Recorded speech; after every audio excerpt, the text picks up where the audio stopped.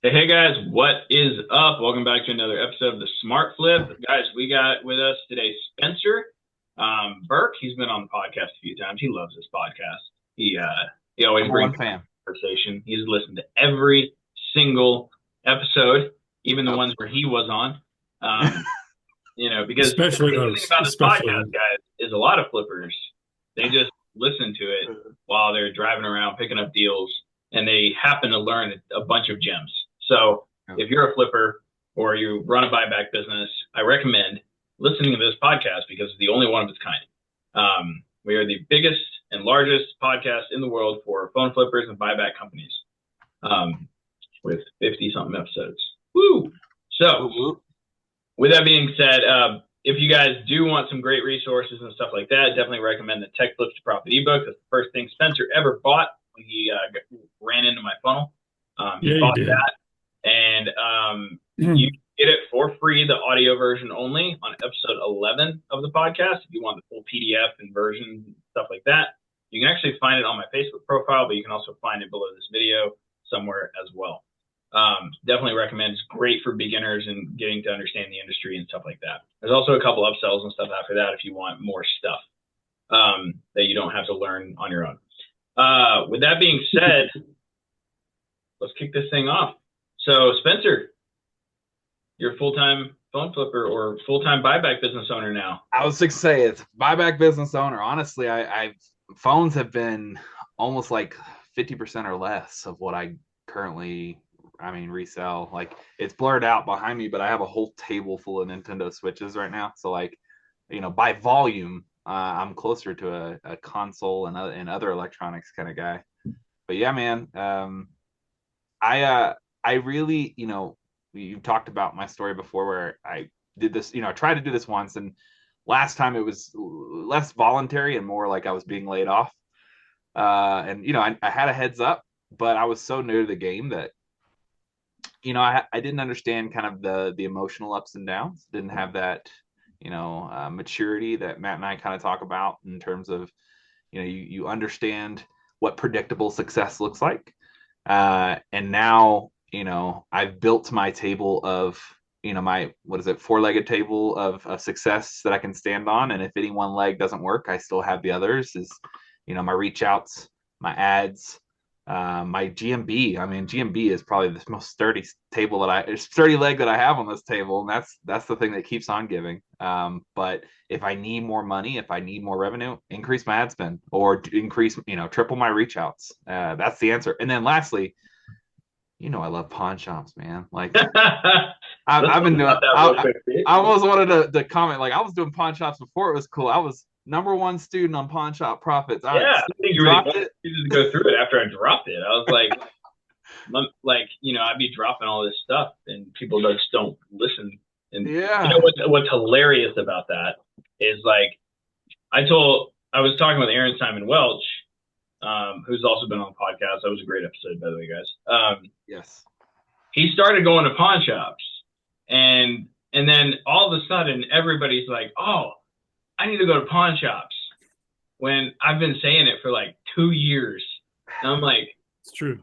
It's funny. We got a running thing now, like because Spencer and Kevin started co-working sessions inside of the program, or you, Kevin, and Kevin Racinos. And I was like, I tried to do that like a year ago.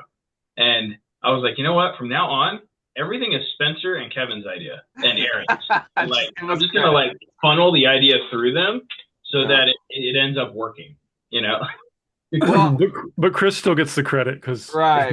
Yeah, I'm a student. Right? I always tell people I'm a student of the recelerator process. Everything I know is through that.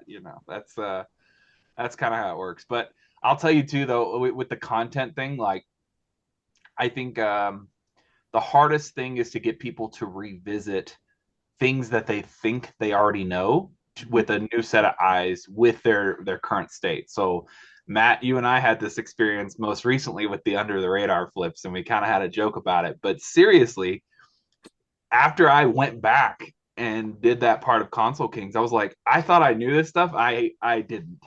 And now that I have these, even more mature eyes, as I would say, and that I know how flips work, like that was what, that was just another thing that kind of gave me confidence. And I think I messaged you after I went through it, and I said, dude, I think now I'm really thinking about quitting my job. Like, cause this is Mhm. now I like, it's one of those things I'm so confident with the library of things that I can flip, and I'm adding more Yeah. every day. I Yep. just added, Garmin smartwatches to that, and the only reason why is because I live in Colorado Springs. Everyone goes hiking. Everyone's Yep. selling their high-end Garmin watch, but no one's buying. I'll buy them. You know what I mean? Like I wouldn't Untapped. even look at that if circumstances, or if I just didn't have the confidence of, Yeah. all I got to know is about what something's selling for, Yeah. and I can calculate pretty quickly in my head what I want to buy it at. Usually, it's 40 to 60% of its sell cost, of its sell price. So That's exactly right. Yeah. yeah, easy peasy. Yeah. I think that very aptly describes like I will probably never be a phone flipper. Like there's a lot of reasons. I think phones are great profit, but even coming into the situation, some people don't know this, but when Chris started Recelerator, I was the first person to buy the program. What? And then somehow we ended up working together. But like Stupid zero. I came to the table with the skill set that I already had. I was already doing consoles and I was like, well, if there's other stuff here, let's see what it is. And then we started talking and here we are. Yeah. And like I still like flipping those things that I was flipping before I stepped into a space where it was possible to flip more phones than I ever have before. Um, Now I'm biased obviously to consoles. And you seem a little bit as well. I think I, a they, lot of people are. I get the same question all the time with people where they're like, "I want to flip consoles, but I don't know how to test them. I don't know how to tell if they're broken. I don't know if they're this or they're that. They're everything else." And I'm just like, "Bro, they're easier than phones. Like, Yeah, you do a true. shake test, power it on, it probably works. You know? it's shake test and HDMI buckle. If the Yeah, HDMI buckle isn't broken, and when I say buckle, you'll know what I see. You'll know what I mean if you look and you see one that's broken, because it literally looks like a broken buckle. yeah. It's like, all right, if that's not broken, HDMI is probably tight. If the HDMI is tight, no shaking, we're good to Yep. go. And Where's if the not, I mean, I'll probably lose $20 because I'll sell it for parts and get most of my money back. Like, Yeah. it Yeah. is And what like, it is. that's the thing is like you can always break even, like Yes. consoles almost always, every single time. So like always. you can't lose. Like actually thinking about it, I actually haven't heard of anybody losing on a console yet. It's very hard to. In my program, anyway, just to be clear. Like outside probably, but I haven't heard of anybody technically like because if you go and buy an Oculus Quest 2 for $100, even 120, you still can't really lose. Like you still end up profiting. I Like was I was just telling my wife, I went to the pawn shop, and I posted about it in the Wins chat. I came away with like 7 switches and 3 um, uh, Oculus 2s. And I spent about $1,500, which is probably a little higher than I would want to, like especially off the street. But buying from a pawn shop, number one, that volume is already there. I'm building a relationship with them. Yep. I'm getting the opportunity to drop off cards. So like there's some buying potential there that I'm planting seeds for later. So I don't mind paying up a little bit. Yeah, there it is. 1, 2, 3, 4, 5, 6, 7. I mean, I have them behind me. I think it's 7. No, it might be more. No, it's 9. Oh crap, it's 9. I can't count. that's a heck of Whatever. a deal. Yeah. 9 switches, That's fire. three Oculus. Mhm. Well, here's the thing. One of those Oculus, the visor, 9 switches. yeah, one of the, and some of those are OLEDs. The 4 on the back are OLEDs. Bro, look at that freaking like charging. Like, oh my gosh.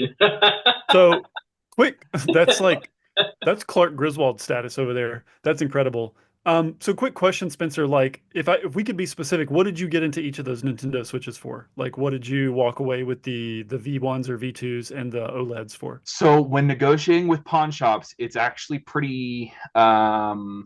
It's harder to get it per unit. You have to factor your per unit in across all devices and your all-in cost, and that's typically how I do it with pawns, Right. because they'll have things that they can wiggle on more. So like that red and blue OLED on the right that's Yep. sitting up, that I bought full price from the pawn shop. But here's the thing, they had miscategorized it as a regular Switch because it was red and blue.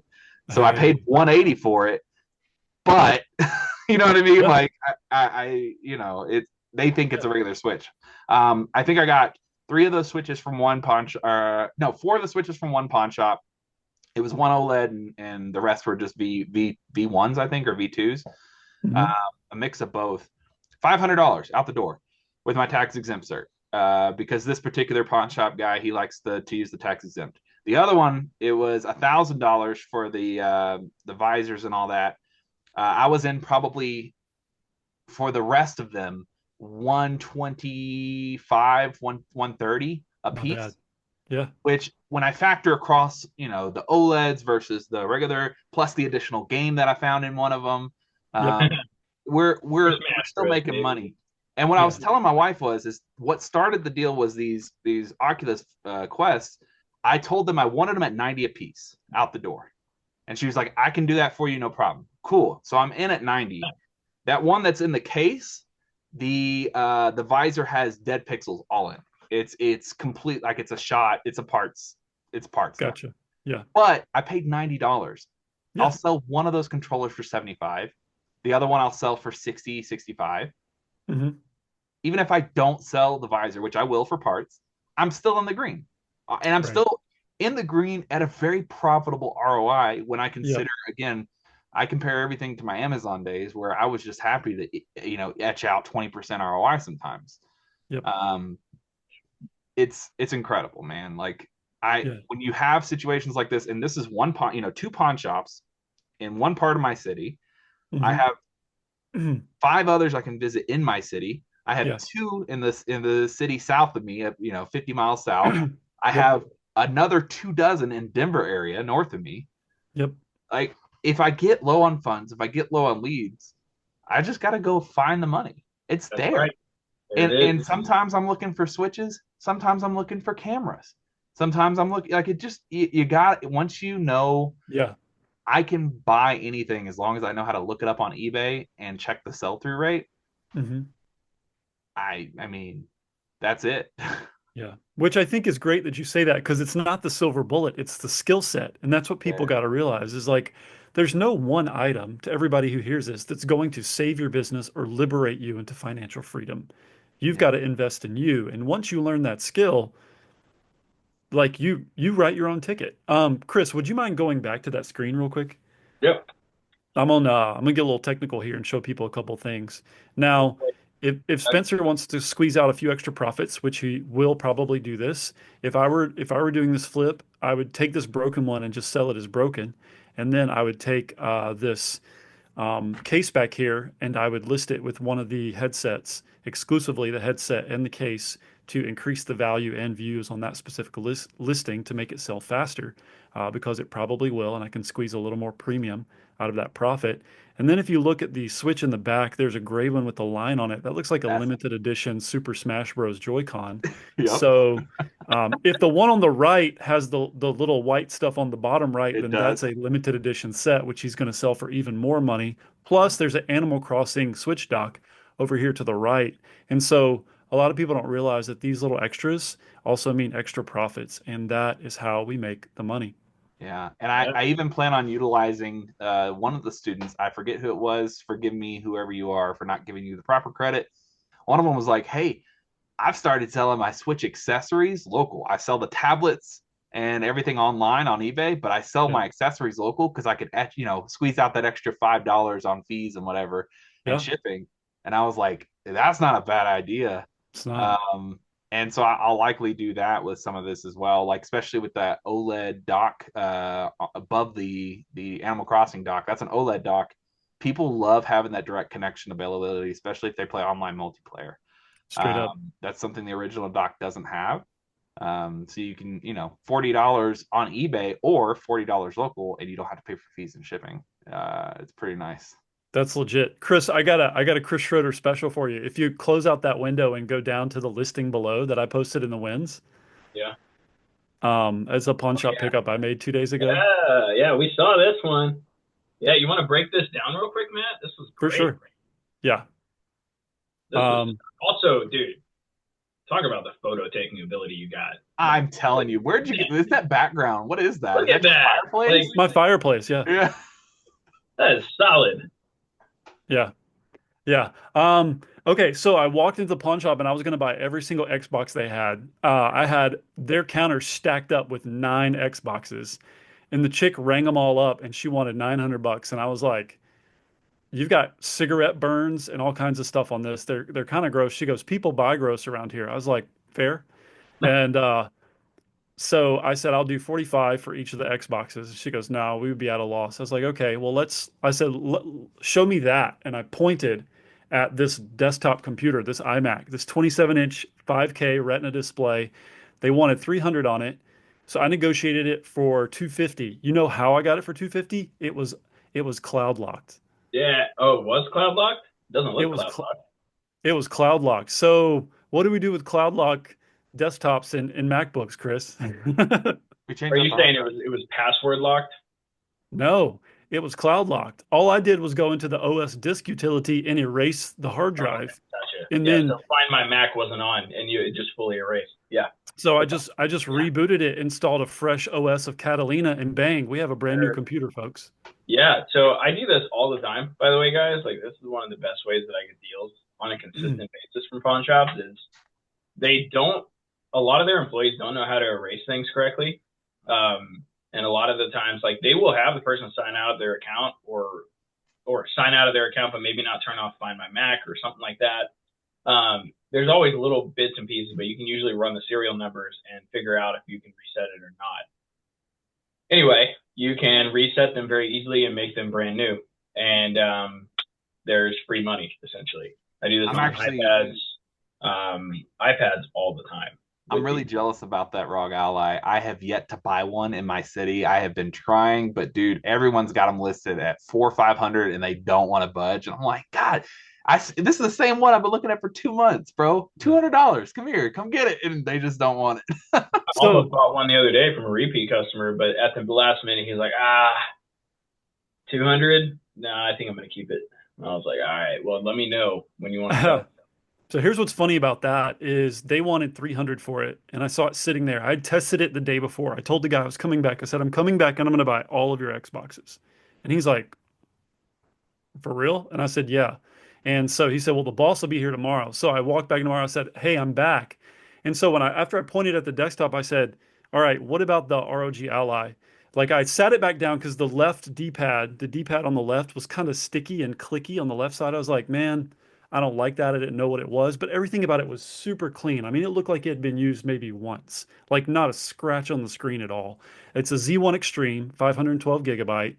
I was like, I'll take the desktop and I'll take that for 200. And sure enough, there we go, folks. You can see the receipt right there with tax. I paid 488 for the desktop computer and the ROG Ally. That was with tax. Guys, I'll profit. I'll make more than that just off of this desktop alone. And this ROG Ally will be pure profit. And the one below the Quest 2 was a university pickup at a location 5 minutes down the road from me. This chick just needed some cash real quick, so I picked that up for $95. I So have a total question paid on your $575, and That's then right. so expected potential profit 1,150. the ROI king, Matt Shirley himself. Yeah, yeah. Um, Matt is definitely the ROI king for sure. I'm over here happy if I make 50 plus per device. He's like, no, no, no, no, no. I Well, need you came 70 from the ROI. Amazon world, right? Like, Yeah, yeah. I so guess I'm, You're like, doubling your profits at this point. yeah, yeah. dude. Like, what's funny about the Amazon profits is like 10, 15% is amazing in that industry. Yeah. Like, 20 is, I think, is the industry standard. People hit 20, 25% with Amazon and they're like so happy. They're like, I sold $100,000 and made 25K, you know? Well, I think the thing with Amazon, and I was thinking about this, is like there's people that are, doing 25%, but they're doing, freaking 60 to 100K a month. It's true. It would, and a lot of them are doing it with, a fleet of VAs and employees. So for them, it's very hands off. So it's very easy to say, oh, Amazon is king, right? And I get for those guys, it absolutely is. But a lot of them came in earlier when Amazon was kind of the wild, wild west. It was yeah, easy to get True. ungated and anything. Yep. The average guy, if you want to start at Amazon today, it's possible to make money. Don't get me wrong. It's possible to Mhm. make good money and have it as a good side hustle. It's just that the barrier to entry to actually get up with the big boys that are making that real good money. It's a frustrating barrier, and for me, it was too much. Right? It was easier to use my skill set of Mm. working with people to negotiate. I'm a yapper, dude. So I'll negotiate all day. Yeah. Turn on the Uh, charm. and that's where I'm able to get my edge. Now, mind you, I'm physically working probably more than some of those Amazon cats, and I get it. But for me, I think if I just was sitting still, like at my corporate job that I just quit, like I wouldn't be happy. I like that I get up and I get to talk with people. It's very energizing to me to engage with members of my community. Yeah. So And you each have their no own. employees. You don't have to worry about, those other But yeah, folks you and were stuff. also a Like, manager. Like, I mean, you managed employees. Like Yeah, that's and I think one day I would like to do that again because again, sure. it's one of my skill sets. I am very good at managing people.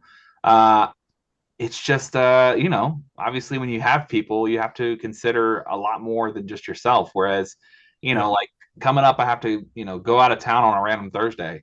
I'm just not like I'm gonna answer my texts and maybe tell people, but like I don't have to be there. I don't have to do anything on Thursday if I don't want to. It's true. And if you want to drive up to Denver and source Denver, it's in your backyard. Literally. And I think that we talked about the consoles versus phones. I definitely am an everything electronic seller, Yeah. almost an everything seller. I have a softball bat that I'm going to make $200 on that I'm going to sell eventually. Like it's I'll sell pretty much anything as long as I can make some money on it for sure. Oh yeah. But um, I think phones for me, at least in my city, is a very big opportunity in terms of like there's not anybody other than the repair shops and the phone stores that have a GMB that are an established business with clientele that would vouch for them and say, hey, 5 stars, this guy's awesome. It was an awesome experience. Cash from my device, paid more than the Eco ATM. I'm the only guy in my area to do that. So for me, even though phones aren't my favorite, they're super easy to process. I'm getting Right. better and better about putting them on eBay and figuring out my price points there. And I love eBay now. Like I mean, Sold. I'll always remember you being like, man, I thought eBay was dead. Like, yeah, I'm in love in it. Like, cause man, that payout feature, it's 48 hours, man, from the time that I sell it, even It's if I true. haven't shipped it Yep. yet, right? Like I told you, if sale goes through on Friday, which means I don't have to ship till Monday, I have the money in my account by Sunday. I know, isn't that the greatest thing? That is Like, wild work. even before you ship the item, like, Yes, money just deposits in your Yeah. account. but I mean, It I can be might. even faster too, which I missed those days a little bit. I was a little spoiled when eBay owned PayPal for that little bit of time where you like, dude, I those are know, the days, dude. bro. I would buy something, sell it, hits my PayPal account, I go to the ATM, get it out, go buy something else. Like I did, man. I'm telling But you. kind of closing the loop on the Amazon thing is like, Yeah. yeah, I was spending so much more money and I was leveraged. So like a great example, I just pulled up my eBay numbers. Month to date on eBay, I've done 7,400 in revenue, just over. Nice. I'm at $2,300 in profit, net profit after buying my boxes, my softwares, all the stuff in. Hmm. I mean, I'm looking at 30% net margins, and the That's number nice. $2,300 is what I would get after a 20K month on Amazon. Oh. I'm 1 week into this month, man. Like I can't. That's legit. Man, I'm the biggest believer. This is totally gonna sound pitchy, but whatever. I'm the biggest believer of the accelerator process, Chris, and that's why I've engaged so much with this community. Like, helping other new sellers in the group. Like it's a I just believe in the power of the skill set that you can earn for Yep. those that want it, Yeah. and that's coming from someone who didn't think he wanted it. And had to learn through. I was fortunate enough to have at least followed your process, Chris, and gotten my GMB set up to where that money kept calling me. Yeah. Um, Well, so I tell people all the time, like in the beginning, like with Recelerator, we accelerate the reselling process, right? mhm. Not we don't teach you just how to flip phones. We teach you how to create a buyback business, Yep. Yeah. right? A business needs a marketing department, basically. A business needs, a listing department, and like a bit like if you treat this thing as a business, it Yeah. will pay you as a business. Yeah. If you treat it as a side hustle, it'll pay you like a side hustle. Let's Yeah. be real, right? So when you start building things in like a CRM and a website and all of this stuff that we basically like, let's be real. How much time does Recelerator actually cut off of the learning curve? I personally think at this point it's about a year. And we cut that off in like a week. Hmm. Like that's a crazy time frame, right? Because you can go from side hustle, you're just flipping phones on the side, to basically a business owner with an LLC with um, leads every day, and just skill sets, you know. Hmm. Yeah. And then you get the onboarding calls, and Matt literally just drops money in your lap. Same thing with Aaron now, and then Yeah. I turn on the faucet of leads, and that's what we did for you. And I still remember, like, because I've seen it many times, right? Like you said, you were going through that tough time last year, and you were like, I don't know if this is going to work out for me, but we already had everything set up. Everything was already there. That GMB dude, like that's why I said I'm just going to pause your account on Resell Deck. I was like, I'm just going to pause it, and we're going to leave everything as it is, and then Hmm. people just kept calling, Yeah. So Or they're like, reaching out on Facebook because I already yeah, got my Facebook business profile set up. So people exactly. are messaging me and I'm getting, you know what I mean? Like Like when, this business will, if you build it right, it will force you to make money. yeah, Literally force you, because people will be calling asking you to buy their stuff, and it's the greatest offer in the world, right? Like, hey, can I give you cash? Let's be real. Like, you yeah, call if somebody called you guys and be like, hey, can I give you more cash today? Like, are you saying no? yeah, you know, exactly. like I look at it like that a lot, and Mhm. it's like the more I think about it, the more I love this business even more, is because like if you build it right, it Yeah. will force you to succeed. And if you do it long enough, you will just keep going and you'll just keep making more. I mean, Aaron said it best when he said, the longer you're in this business, the better it gets.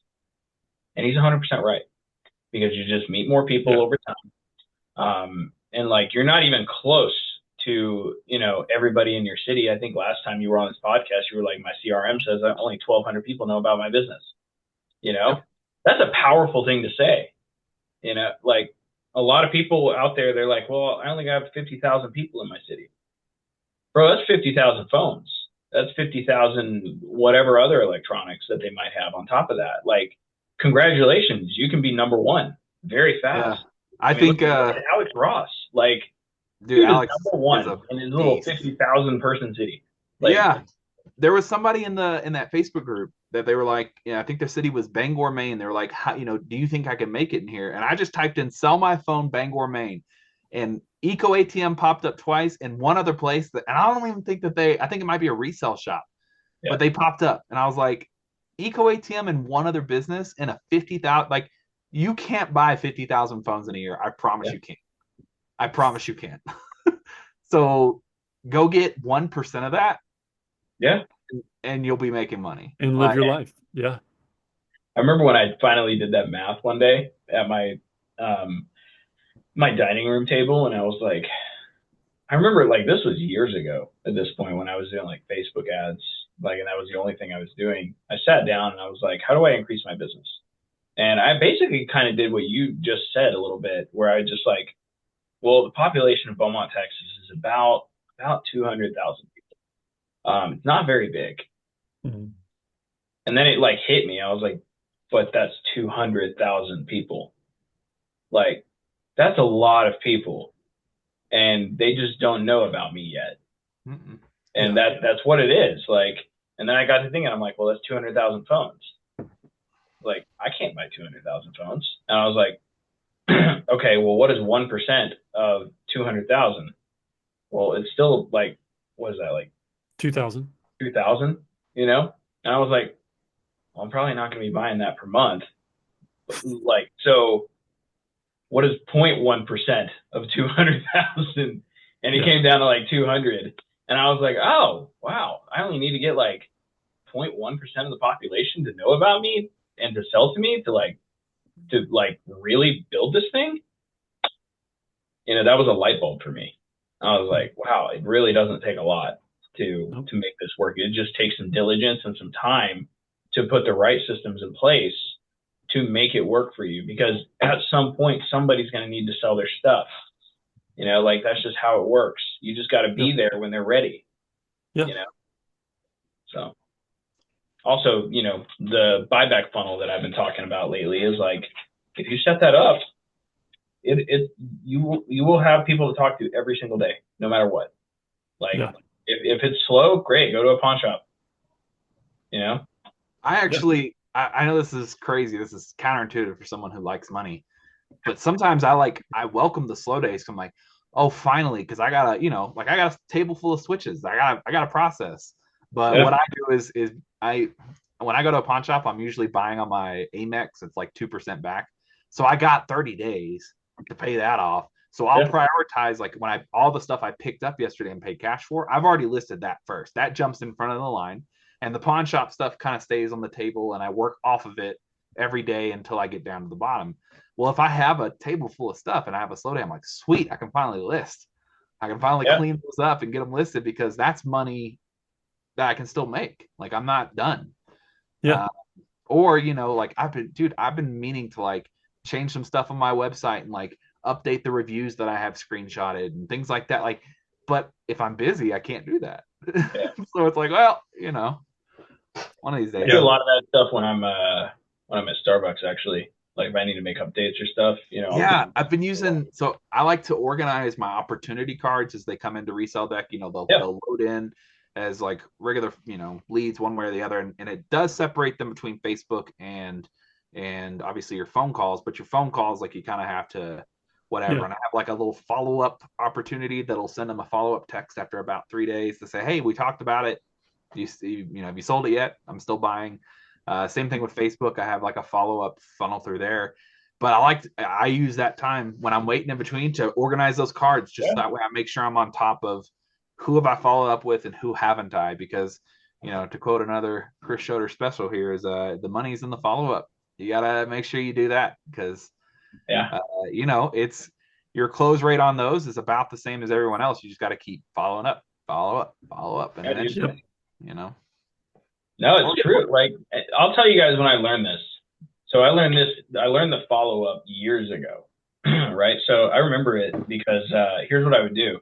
When this was the only business I was running, it was prioritized above everything else, right? So what I would do is, like, I would meet people during the day, right? And then what I would actually do later on, I found out how to do this correctly for myself. And then this was also kind of what created Resell Deck, actually. Every night I would go and I would follow up with the people that either no-showed me or they just stopped talking to me, right? And this is when I found the power of follow-ups when it comes to Facebook ads specifically. Also, it works with reach outs too, I've noticed. So ever since Matt taught me how to do reach outs correctly, I perfected my own way, because I do that stuff. I'm a systems guy, I'm a system scientist. It's true. I don't know why, guys. I just like building stuff that works. I'm a little addicted to it. But anyway, I would follow up with those leads every night. I would probably say I took about 20 to 30 minutes to follow up with all the leads. And what happened was, a lot of the times these people were like, they would forget, or they would, it'd be something dumb.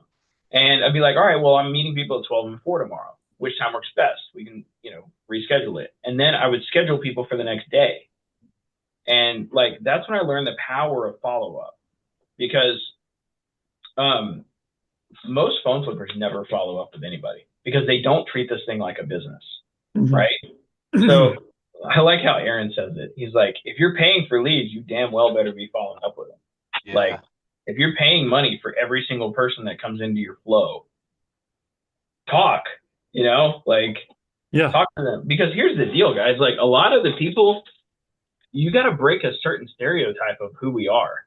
Okay. Like, and Spencer, you Yeah. probably know this. Like, Matt, you know it. Like, Hmm. a lot of people think we're scammers right off the bat, dude. Like, right, especially, I mean, if you're running ads that are saying you buy locked, blocked, and everything else, that's going to throw it even further, and you're going to get all the weirdos from Instagram. Um, we were talking about it the other day, I can't stand Instagram leads, man. Yeah. If you need leads, you can go to Instagram, but like I prefer Facebook. Um, Yeah. but Smokey the goat still doesn't want to come up and meet me at Starbucks. He wants me to come down south to him, and I'm not doing that. yeah, yeah, I don't know what it is about Instagram, dude. Like the Instagram leads are something else, man. They're a different breed, and I know some people out there make their entire business off Instagram, and I'm not hating. I'm just saying, they're pretty rough. Um, Yeah. but follow up with your leads. If you don't follow up with your leads, you're gonna have a difficult time in this business. Okay, like that's what I'm gonna say about that. That goes with Facebook, Google, and even reach outs. The crazy thing about following up on reach outs, guys, is most people never expect you to follow up ever. Like if you follow up 2 to 3 times on reach outs, the likelihood that somebody actually sells to you goes way up. Yep. Spencer, do you want to talk about that? I mean, that's my model. You can kind of see, so like I do a shotgun when I do reach out. So usually I'm just, I got my preset and I just fire to the ones I'm looking, I'm actually looking to make some money on. I don't just send it to anyone and everyone. And those that respond, obviously I engage with them. Those that don't, when you pull up your Facebook Messenger, you can actually see if they've read it or not. It'll show their little icon, their profile picture underneath. I go through, and the ones that saw me, I go to those and follow up. I don't follow up with the ones that didn't see me because I probably got caught up in some spam filter or they're not at all interested. But the ones that see me, I'll follow up consistently until I get blocked, which doesn't not happen. It happens quite a bit. But it's, like some people are very nice. Like there's this one guy, he is holding out for his HTC Vive. I told him I could pay him $100 cash for it. It's been sitting for months. And I follow up with him about once a week. And I say, hey, any interest this week? Nope, not yet. Thank you. Nope, not yet. Thank you. And eventually he's going to be like, I almost wanted to smart off and be like, the value of this isn't going up, right? Like it's going to continue to go down week after week. The fact that you kept following up, like you're staying top of mind, right? Like when he needs to pay his water bill, he's gonna be like, oh well, shit, I have this thing, and this guy keeps pestering me. Well, I drop it to him, Some people are really, persistent and stubborn. That's fine. Like they really want to get their top dollar. Some people need to have the market humble them a bit. All right. Yeah. And they realize that you're the only person inquiring about this device that they've had listed for months. Or like, now again, there are a lot of people. I've had many times people tell me I would rather let it rot in the closet than give it to you for $80. Yeah. It's like, okay, I get it. No worries.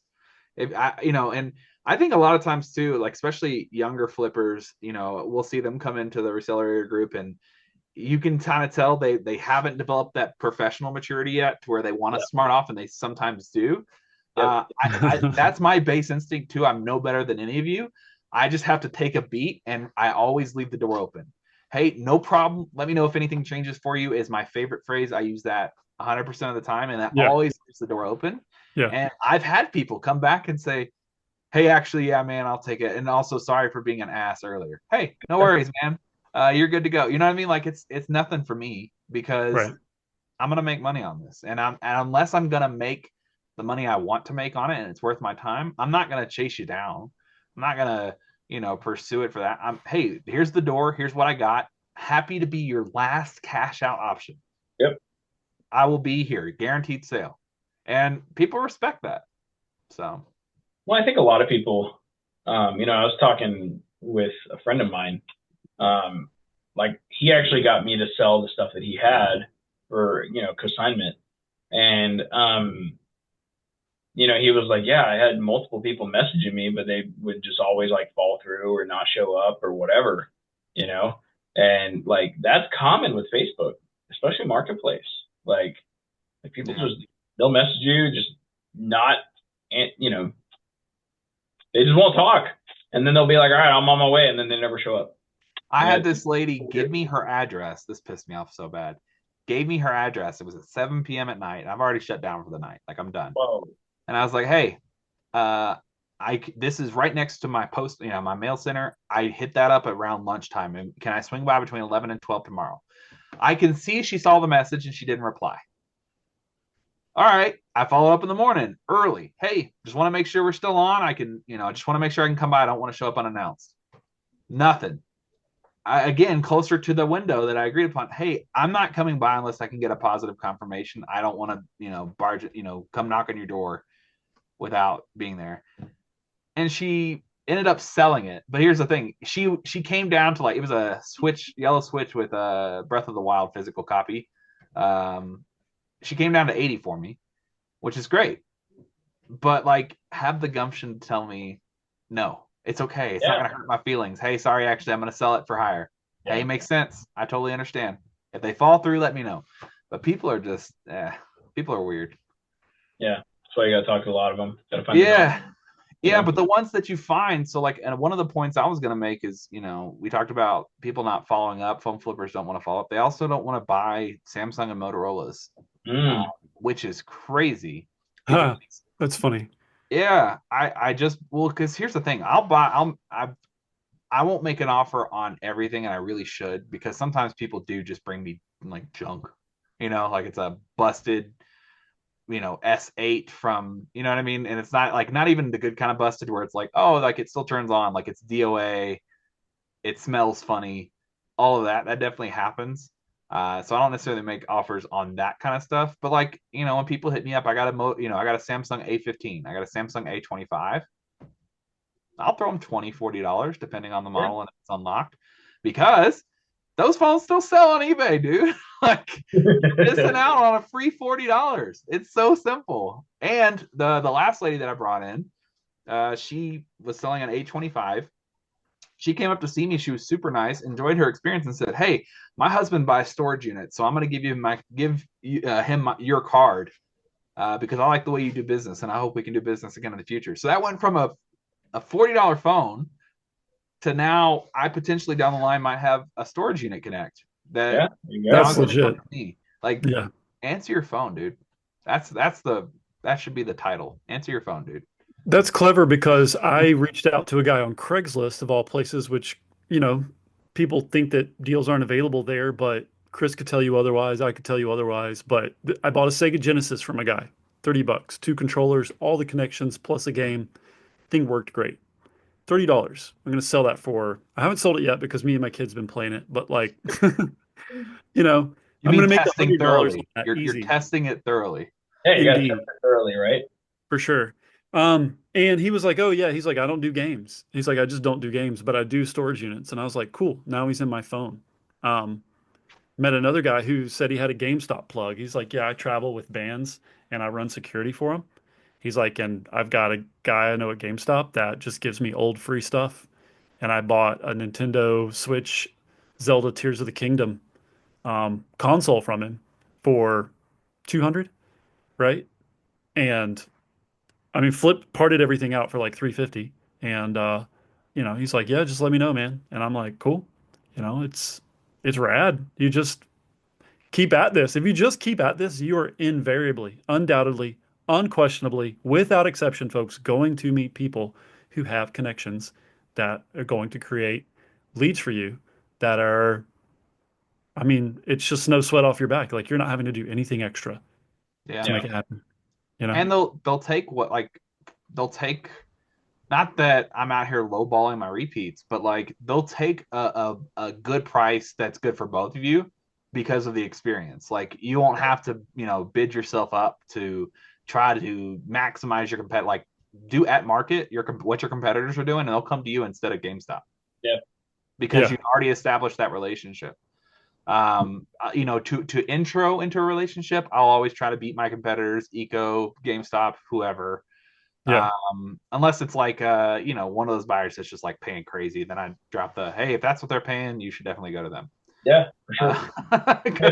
Dude, I say that all the time. Yeah. Like, I get people. I had somebody yesterday. They were like, I have an iPhone 15 Pro and 16 Pro, and I was like, oh no, 15 Pro and then something else, 15 Pro Max or something.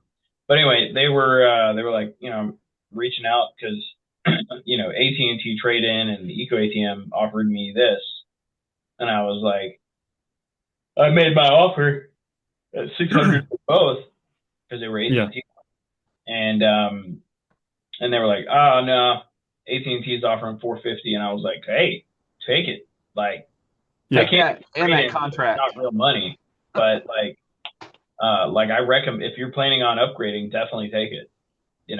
Like Take I'll that just tell 2-year people, contract that comes with it too. Yeah, have fun. yeah. Yeah. So, which is it's fine. What's crazy though is a lot of the times when I say that, like that I can't beat trade-in price because it's not real cash. Mhm. Like they're like, wait, what do you mean? I was like, oh, you didn't know? Like they're not going to give you any money. Like they're just going to put a credit toward the new phone that you're going to buy from them. Right. Like a lot of them don't know. Right. Yeah. So Well, if that's their situation, like I always tell people too, I think that again, trying to be different than the competition, than the other phone flippers that are out there, I genuinely want you to get the best price. I've said that before. Hey, if that's what you're getting, I want you to get a good price for it too. And I think that being authentic, being genuine, and I've said the thing before, like, hey, I'm not trying to chase away business, but if you're gonna get that kind of money, I wouldn't want you to come to me if that's if I'm gonna be underpaying you that much. Right.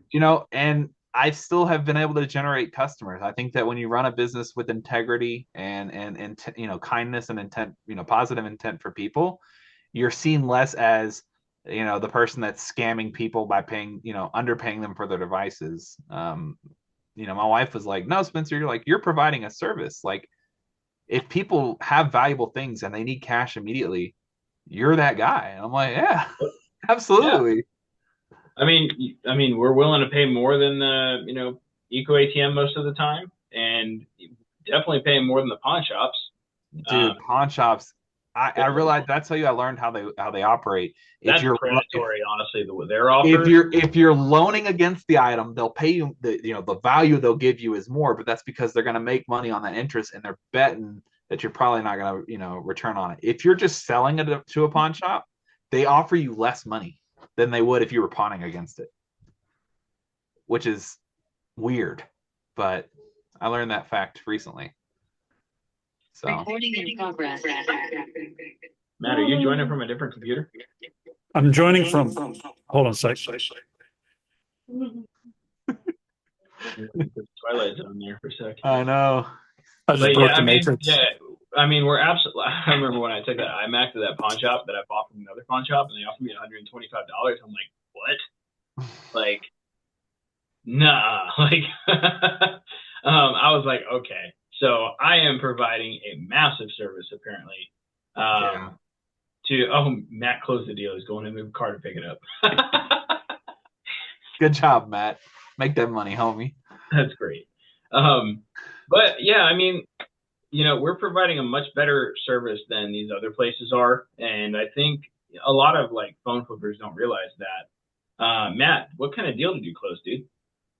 So this guy has a 27-inch Apple computer. He has listed just as a monitor, but is actually an iMac. Yeah. And it has no cable, so he's selling it for $50. So I just closed it. You're like, when can I come? Right now? Do you know what year it is? It looks to be about a 2015. I mean, at $50, it doesn't matter. He's not going to lose money on that deal. No, if anything, he'll make a minimum of 50. That's great. That'll be a nice local sale. For parts, it's selling on eBay for $250. Hey, so Matt, I was going to ask with the other iMac if you can explain. I know in Console Kings, Mhm. Subtle plug there. You do cover shipping heavy items, but is that what you plan on doing with that iMac that you recently bought? Is kind of doing the styrofoam method and Mhm. packing it and shipping it out? Yeah, I'm gonna charge them for shipping, Yeah. and that way it's no skin off my back, and we'll be set. We'll be all good. My iMac locally, the last one I got. I think I might have to start looking into Biomex because I see them around, but I'm I tell people straight out when they ask me, I'm like when they ask me to buy their monitors, I'm like I can't ship them safely, so I don't buy them. Yeah, I think what I'm doing is I'm only doing this with mostly pawn shops. Is I'll buy the monitors and the iMac specifically from pawn shops, and then just flip them to the local market. It takes a little longer, but I still make a good profit. I don't enjoy doing it, but another thing I am doing is also offering trades as well. Like, Yeah, if you want to give me an iPhone 15 Pro Max for this iMac, that's a let's go. that's a good deal. So trade up lead gen. So Yeah. that's the way I like to do it. But yeah, dude, Spencer, this was great, dude. You're full time now. You are always. What's it like always being home? So I really like it a lot. I still, like I said, I don't think I actively work less, but I can choose when I work. Yeah, And that's a big part of it for me. Like, my routine is I'll wake up at 7, get ready for the day, walk my daughter to school around 8. Nice. I get home, I head straight to the basement. I start packing up my eBay orders. If I have things to list, my rule is I list at least 3 in the morning, so that way I've done at least something. yeah. And from there, usually it's around 11 o'clock. I'll head to the mail center, drop off my ginormous load of eBay orders because I'm pumping. And sorry, just Pull a picture up of that actually. and once I do that, throughout the day, throughout this process, I'm always getting phone calls, text messages, leads. I always pause to respond if I can, because I want to catch them while they're hot. And I'm usually setting up any reach outs or pickups between that 12 to kind of 3 o'clock. My kids come home at 3. I'm there to greet them, give them hugs and whatever. I usually take a nap between 3:30 and 4:30, just like a little power nap. That's smart. And then I'm my scheduled meetup model is I meet people between 5 and 6 at my local Starbucks, and that's when I'm closing most of my deals. And then I bring that stuff home. If there's anything that's really expensive and I need that cash back, I'll probably list that night in one of our co-working sessions. I try to be in bed by 10 o'clock. I used to not because I was working a daytime job and I had to stay up till midnight, 1 o'clock. Not anymore. Now I go to bed. Um, Love it. Rinse and repeat, man. Money making machine. How's your wife liking it so far? She is annoyed that I'm always here to come up and smack her on the butt when she's mopping. But I'm here now. Sorry. How do your kids like it?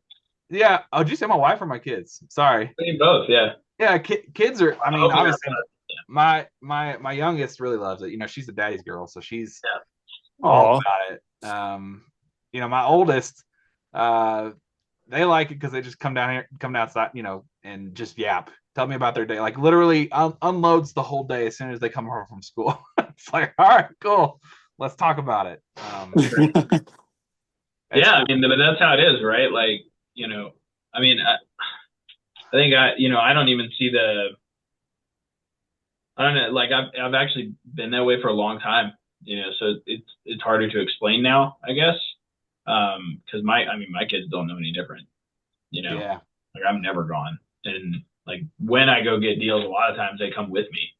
Well, and that's what I'm so stoked about. My oldest, they want to start making some money on their own, and their plan and their goal is to be a piercing artist when they get older. Like that's their goal, is to do that. And I said, hey, that's awesome. There's a good chance you're gonna be working on your own doing Yeah. that. Like you're gonna be a contractor or a business owner. I said, so I'm so happy that I'm learning how to do a business and run a business and work for yourself at 30 something years old, and that I can give you a front row sheet on like margins and logistics costs or whatever. Not that piercing's gonna have that, but like just the attitude of like you can yeah, go generate your money and you don't have to work at a bank if you don't want to. for sure. um and I think that that's valuable. So they want to come with me and do pickups and clean out Xboxes because we all know how dusty those Xbox One S's. Oh, good gosh, for sure. There's like a layer of dust down here because I don't go outside to blow them out. I blow them out just right here in the basement, and there's like a layer of dust everywhere just from like blowing them out. It's crazy. That's hilarious, by the way. Yeah, They're always dusty though, all the time. Getting with the dust in them. But just getting an opportunity to show my kid a way that they can make their own money without being dependent on others, because I don't think I was shown that as a kid. I was told go to college, get a job, and my intent was to climb the corporate ladder until August 2022, and I learned about reselling books, and I was like, wait, you can buy things at a thrift store and sell it online? What? Now we're here. Right. Dude, that's cool because I started with flipping books as well. I was like, there's an gateway app. drug. Yeah. There's an app you can literally find that you can download and they'll pay you a certain amount. And so I started scanning all the books that I had in boxes just sitting at my house. And I think I sent that in and made like $50. Mm-hmm. And then I was like, oh, that's cool. And then, flipped that Kelty backpack that was chilling in my house, which I had from taking my kids hiking in days in Colorado when we were house sitting for some friends in Colorado Springs, of all places. Shout out to Colorado Springs. Yeah. And well, after I sold that backpack, the rest is history. Yeah. Well, we're all three just dads, flipping dads, Look at that. Flipping dads. Love it. For sure. Well, that's probably a good place to wrap up for this podcast. I think we dropped a good amount of nuggets, a good amount of knowledge to help you guys out. Guys, I really appreciate you guys listening to this podcast. A lot of you guys have reached out and just told me how impactful the stories and things have been. So super glad that we can bring this type of content to you guys, and we'll just keep on doing it because we honestly love doing it. So, whether you're out flipping in your car right now or, doing whatever you're doing, we do appreciate you guys tapping in to listen in to what we're doing, how we're helping people grow their business and, the breakthroughs that happen because, stories like Spencer is what we want, right? Like we want people to be able to basically take control of their own life, and not be steered in whatever direction that they have to be to make things happen. And that's what this podcast is all about. That's what Recelerator is about. Our goal is to create a fleet of buyback business owners to help people just win in their life, win in business, win, a lot of you guys have reached out about my weight loss stuff. Guys, the only way I was able to have the time and the discipline to do that was honestly, it was all built actually reselling. And it gave me the time and the ability to actually fully take control of my life. So, if there's anybody else out there that wants that type of thing, feel free to reach out to me, have a conversation, hit me on Facebook, not Instagram. I don't ever check that. Instagram. Every time I get on there, it's just stuff I don't want to see. So, so funny. So yeah, hit me up on Facebook. Don't email me. I probably won't see it. I only the important emails. But feel free to reach out. We'll have a conversation. We do have some new stuff for Recelerator in terms of payment plans and things like that, which we didn't really have before. Just because our program it's pretty sacred to us. We want to make sure that the right people come in. We want more people like Spencer, more people like, the people that you guys have seen on this podcast. We want to create a community of like-minded people, that we can help, that we can buy from. That's another big part of this too. For those of you that don't know, we run Mercury Electronics and we buy phones and MacBooks and iPads and stuff from people. Aaron Goldstein runs the inventory part. I run the marketing part. But with that being said, guys, if you're just starting in this business, go to episode 11, listen to the ebook. Spencer started on the ebook. He bought the $4.95 piece. Read through it real quick, went through the starter kit, with formerly the starter kit is now BuyBack Academy. You can find all the links and stuff below for that. With that being said, Spencer, thanks for coming on again, dude. Oh, by the way, also, if you guys are interested in consoles, we do have Console Kings right now. Console Kings is hosted on School. Feel free to check that out if that's the only thing you're interested in. Go for it. We do have some people that are just like, I know phones. I want to know more about consoles. Well, there you go. It's very. Yeah, we can help you out, folks, if you want to learn about consoles.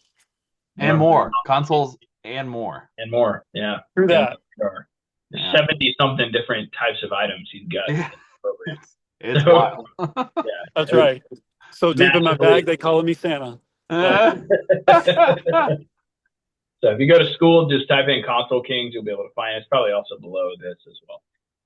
With that being said, guys, that has been another episode of The Smart Flip. See you guys later. Have a great day and keep flipping. And just remember, guys, you guys are only a few flips away from whatever you want. So it doesn't take much. You just need the skill set. And yeah, see you guys later.